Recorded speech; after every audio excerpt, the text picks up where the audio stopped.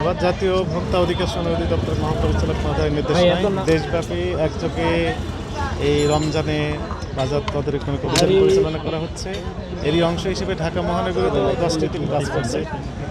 তো ঢাকা মহানগরীর এই ঐতিহাসিক যে কাপ্তান বাজার, এইখানে তদারকি করে আমরা ইফতারের সামগ্রী যেখানে বিক্রি হচ্ছে সেই পণ্যগুলোই মূলত আমরা একটু দেখলাম। মুদি দোকানে বিভিন্ন পণ্য, যেমন আমরা দেখলাম ছোলা, চিনি, লাচ্চা সেমাই, এগুলো বিক্রি হচ্ছে। দাম তুলনামূলক একটু কমেছে। প্রথম রমজানে যেমনটি ছিল 90 টাকা, 95 টাকা, 100 টাকা কেজি আমরা দেখেছি ছোলা, সেই ছোলা আজকে আমরা দেখলাম 80 টাকা, 85 টাকা কেজি দরে বিক্রি হচ্ছে, অনেকটা কমেছে। একই সাথে অন্যান্য পণ্য অ্যাভেলেবল রয়েছে এবং দামটা নিম্নগামী। আমরা ইফতার সামগ্রী যেখানে তৈরি হচ্ছে সেই প্রতিষ্ঠানগুলো আমরা পরিদর্শন করেছি, সেখানে কিছুটা অনিয়ম আমরা দেখেছি।